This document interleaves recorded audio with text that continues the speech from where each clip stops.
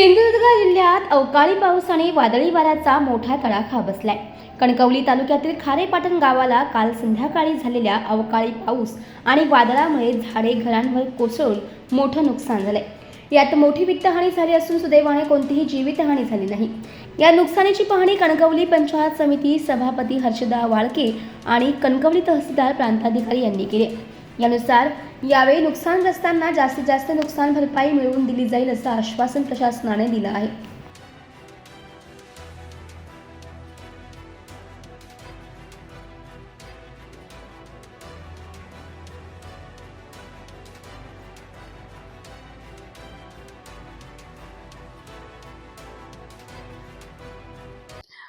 काल दुपारी 3-3:30च्या दरम्यान इथे खूप मोठं वादळ झालं आणि एकाच ठिकाणी हे वादळ म्हणजे हे गाव आणि पंचक्रोशी असं या ठिकाणी मोठ्या प्रमाणात हे वादळ झालं। पाऊसही होता आणि त्या पावसामध्ये आणि त्या वादळामध्ये आज जी आम्ही पाहणी केली सकाळपासून त्याच्यामध्ये खूप असं गंभीर दिसून आलं।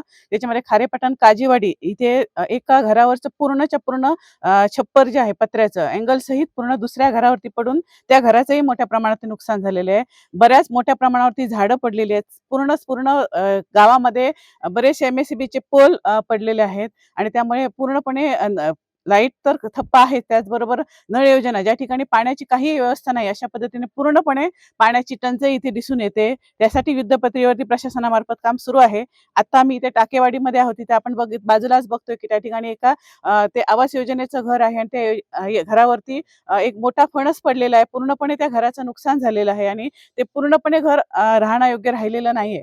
त्यामुळे अशी खूप म्हणजे एकच नाही तर असे छोटे मोठे खूप नुकसान म्हणजे एक गोरगरीब लोकांचे खूप नुकसान झालेलं आहे आणि त्यामुळे या पाहणीमध्ये खूप असं गंभीर स्वरूप या ठिकाणी दिसतंय। त्यामुळे प्रशासनाच्या वतीने आणि आम्ही सर्व मिळून त्याच्यावरती तोडगा काढण्याचा, त्यांना मदत मिळवून देण्याचा निश्चितपणे प्रयत्न करू। मॅडम, इथले जे स्थानिक असतील किंवा ज्या ज्या ठिकाणी नुकसान झाले त्या नुकसानग्रस्तांशी आम्ही जेव्हा बोललो त्यावेळी शासनाकडनं मिळणारी जी नुकसान भरपाई आहे ती तुटपुंजी असं त्यांचं म्हणणं आहे। जास्तीत जास्त नुकसान भरपाई मिळावी म्हणून अशी त्यांची मागणी आहे। आपण हा विषय पालकमंत्र्यांपर्यंत पोहोचवून जास्तीत जास्त नुकसान भरपाई मिळण्यासाठी प्रयत्न कराल का? निश्चितपणे पालकमंत्री साहेबांच्या सूचनेनुसार आम्ही या ठिकाणी आलेलो आहोत आणि ते खूप संवेदनशील आहेत या बाबतीमध्ये। ते जरी स्वतः इथे नसले तरी त्यांचे प्रतिनिधी म्हणून आम्ही इथे आहोत, त्यामुळे त्यांच्यापर्यंत हे सगळं नेण्याचं निश्चितपणे आम्ही नेणार आहोत आणि जास्तीत जास्त कशा पद्धतीने इथे आपल्याला मदत देता येईल त्या दृष्टीने प्रयत्न करणार आहोत।